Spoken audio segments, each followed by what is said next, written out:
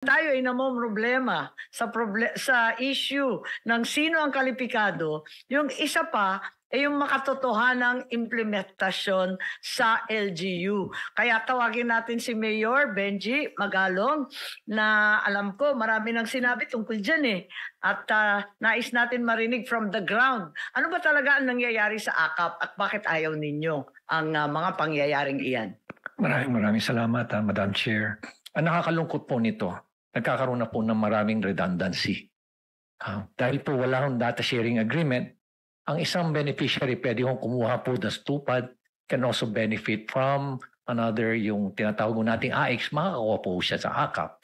Ang nakakarating po sa amin, some of the DSWD personnel, ang sabi ko sa kanila, basta request ni Congressman o listahan ni Congressman, no question asked, silent na lang kayo. Ganun po yung nangyayari. At ang nakakalungkot, ngayon na naging mahigpit, ang lagi nilang sinasabi, ang sabi ng mga staff, ng ating mga lawmakers, yung pera ni Congressman, nandoon na sa DSWD. Bibigyan na lang ho namin kayo na endorsement, tali nyo na lang doon. Huwag ko kayo mag-alala, mabibigyan po kayo. Basta ho galing ho kay Kong. Another is, AKAP and similar aid programs are increasingly and frustratingly politicized. Perhaps the most glaring issue is the increasing politicization of the social amelioration program. In the local governments, we're concerned with a national politician decides to have a personal appearance during aid distribution. But we have no choice but to accommodate them. Sa mga senators po, wala ko kami gaanong problema. Dahil ang pina-emphasize po doon is, etong pera na nanggagaling po, na binibigay sa inyo, to ay galing po to sa taxes na binabayaran po. At yun po yung lagi naming ina-emphasize sa kanila. Ang nakakarungkot lang po, pag iba na po ang nagdi-distribute. Gusto nilang ipahalata na ang pera na yon ay galing sa kanilang bulsa. Ang masama po, pag nagkakaroon na ng distribution, nandun lahat yung kanilang listahan, lahat ng line-up nila na kandidato na una muna silang magsasalita bago yung actual distribution. No? Ulitin ko, bihira po kami makakita o makarinig na ang sinasabi po sa mga beneficiaries, itong pera na to galing sa taxes na binabayaran nyo. Dapat pasalamatan ninyo. Yung mga katabi nyo, sabihin nyo, thank you for paying your taxes. Sa mga ating mga mayors, sa ating po mga governors, karamihan po sa kanila, yan po yung sinasabi. Na dapat huwag kayong magpasalamat sa amin. Pasalamat po kayo sa mga katabi nyo dahil binabayaran nyo ng kanilang mga taxes. Given the way the AKAP operates, we cannot help but find similarities in the design of the AKAP and the Philippine Development Assistance Fund, or yung tinatawag ko natin PDAF, which the Supreme Court struck down in 2013 due to the following: discretionary fund allocation.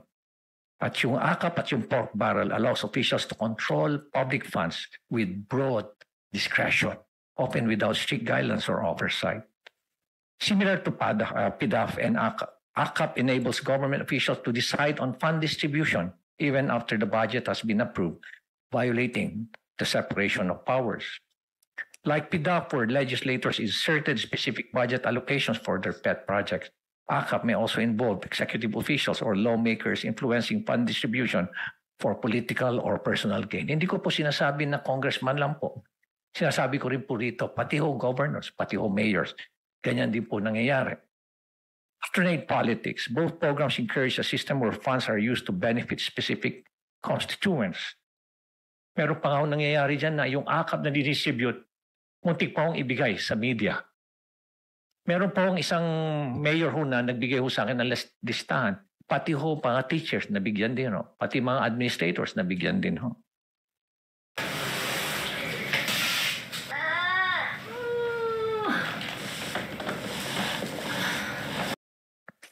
Inefficiency in public spending, instead of being allocated based on national priorities, funds under both programs risk being distributed based on political considerations. To reiterate, I'm one with the national government in providing meaningful assistance to our society's vulnerable sectors. But the work to create a more inclusive, efficient, and responsive social protection system for all Filipinos goes hand in hand with transparency, accountability, and genuine, not parochial concern for Filipinos. Let us improve and do better because of our Filipino citizens deserves as much. Maraming salamat po, Madam Chair. Yes, maraming salamat at maraming sinabi si Mayor Magalong na siguro kinakailangan tanungin natin. May komento ba ang ating grupo dito, lalo na yung mga abogado? Andito si Justice Carpio. Talaga bang may violation ito sa ating konstitusyon na sinasabi dahil yun nga, doon sa DAP ruling ng 2013, talagang nagkahalo-halo na yata yung executive at legislative na tanging pinagbabawal ng saligang batas. Justice Carpio, paliwanag ninyo sa amin, paano ba nag-ooperate yung hiwalayan ng iba't ibang sangay ng pamahalaan?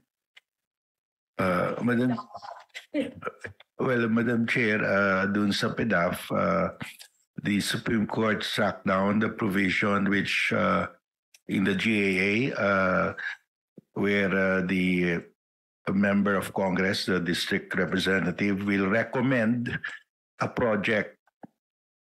Sabi ng Supreme Court, Congress can only appropriate but cannot even recommend what project because execution of the budget is already with the executive branch.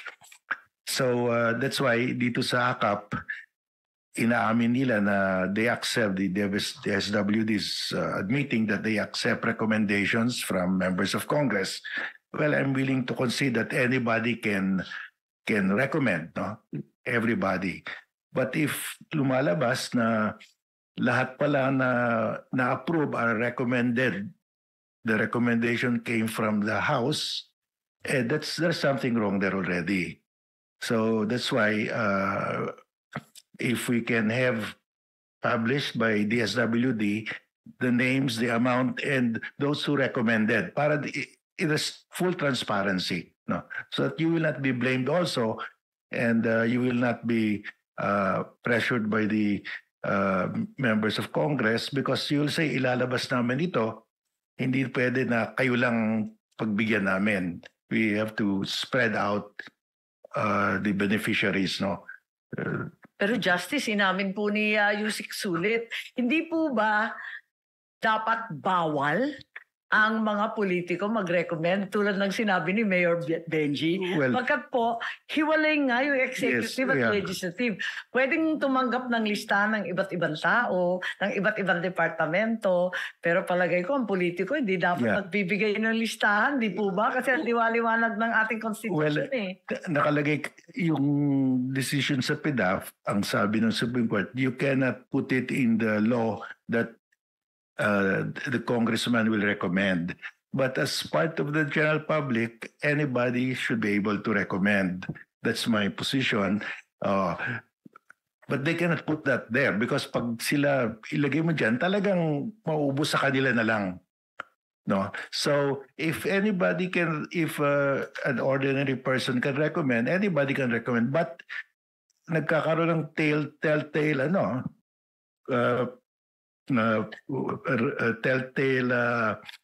paper trail kung lahat na na-approve na beneficiaries recommended by congressman. Yun, iba na yon. Even if it's not in the law, but in practice, yun ang ginagawa nila. So I think that's a violation also. So that's why I'm recommending, Madam Chair, that i-publish na lang nila yung list of beneficiaries, the amount, and sino yung nag-recommend. Pati yung amount ang sinasabi ninyo. Yes, kasi sa India, turns out that the beneficiary received less than the amount stated. Ang dami nag-complain. Ganon din dito. Maraming nagsasabi na nabukulan daw sila. Naku po, ano ba yan? Nagpalakasan na, nakawan pa. Tama ba yun? So that's why to protect also our friends in the SWD so they will not be charged, you should agree to full transparency. Does the recommendation by congressmen and other politicians of names, does that not constitute post-enactment control, which is prohibited? Yes, but this one is, and the general public makes a recommendation. At saka it's not in the law. It's not in the law at saka anybody can really recommend kasi Opo. but they are not obliged. And if they don't follow the recommendation of the congressman, only let's say 20-25%, I think that's fair enough na you are taking into account the recommendations of everybody. Pero pag majority are recommendees of congressmen, may problema tayo. Si Mayor Benji, maraming masasabi kasi nakikita namin yung pagbibigay ng tulong. Ma-attend naman na yung mga opisyal, tama naman yun, pero hindi tayo nakikialam doon sa listahan. Kasi talagang binibigay yun na nakakaalam. Yung ating DSWD, yung DOLE. Baka may maidagdag, baka may kwento pa si Mayor Benji dyan. Tama po kayo, Madam Chair. Ang listahan ho dapat, nag-emanate po ta City Social Welfare dahil sila po nakakaalam talaga eh. Ngayon, nagtataka ho ako doon sa reason na it is a violation of the National Privacy Act. Only to find out, alam niyo ma'am, kami, we are all entitled to all these documents and all this information because we know for a fact that only to find out, ang totoo palang rason dyan is mabibisto lang ho kung sino ang mga pinagbibigyan. Ganun lang ho yun eh. Mabibisto lang talaga kung sino mga pinagbibigyan. Kaya tama ho, I'm completely aligned with the proposal of Justice Garfield. Bakit tinatago kung sinong tinulungan? Yun ang tanong, di ba? Dapat baliktad eh. Buti nga, nakatanggap eh. Tingnan mo, tinutulungan. Ma'am, kasi Kung ma'am... tamang ginagawa, ipagmamalaki mo pa. Yes, ma'am. Tama ho kayo, ma'am. Pero mas importante sa akin ay supporter ko yung bibigyan ko. They're coming straight in. Trust me, I've got nothing. Ganun mga pananaw ng mga... Opposite. Yes, ma'am.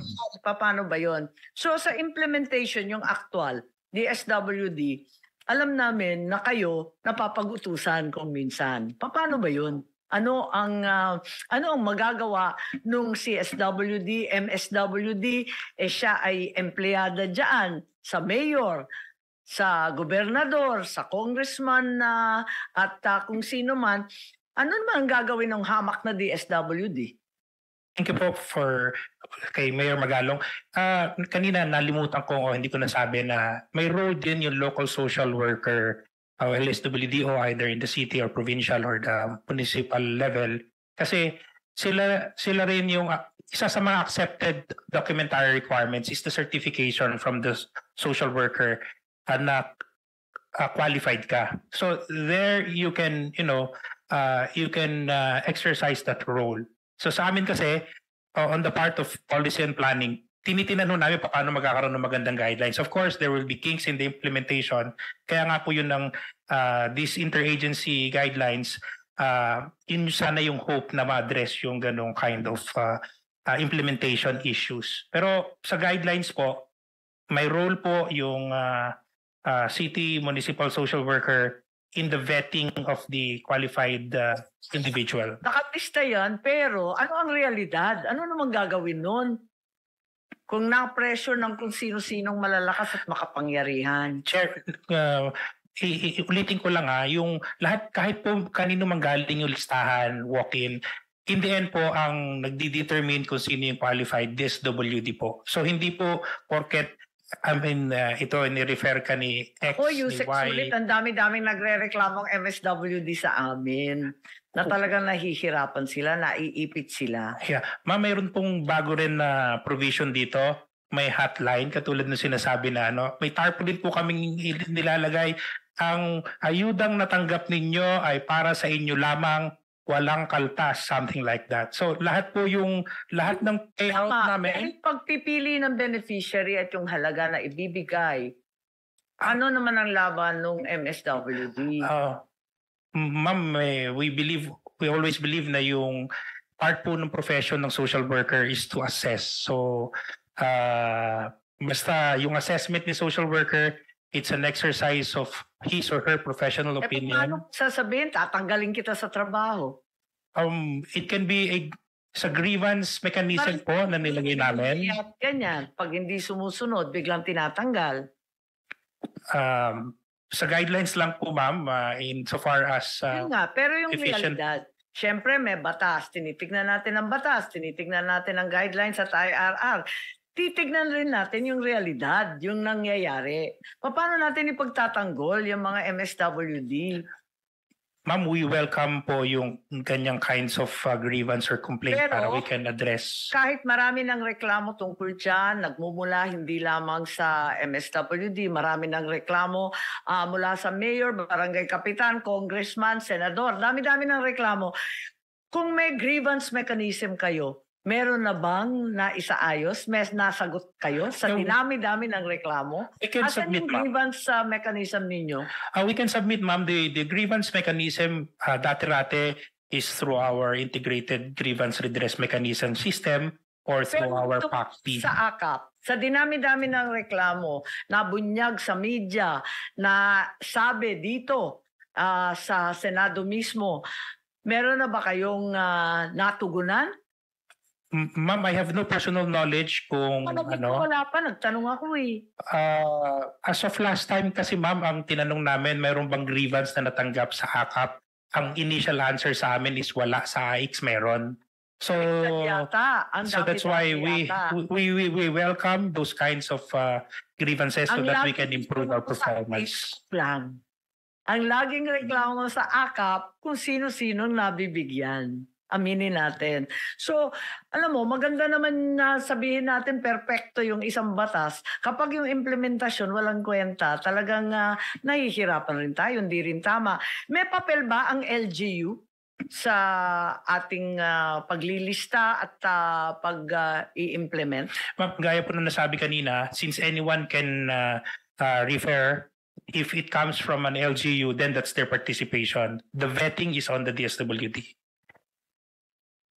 Because narinig ko rin na ang DSWD nagsasabi na pinapakialaman daw ng mga barangay kapitan, pero sabi naman ng kapitan, tinatanong daw ng MS at ng CSWD kasi wala silang kaalaman. Di naman sila makakaikot ng lahat ng barangay. Halimbawa sa Baguio, kalayo-layo ng ibang barangay sa ating Cordillera. Abay, hindi mo mapupuntahan ng bawat isa sa syudad siguro. Pero dun sa mga bulubundukin, mahihirapan ng isang MSWD, ilan lang naman sila sa opisina.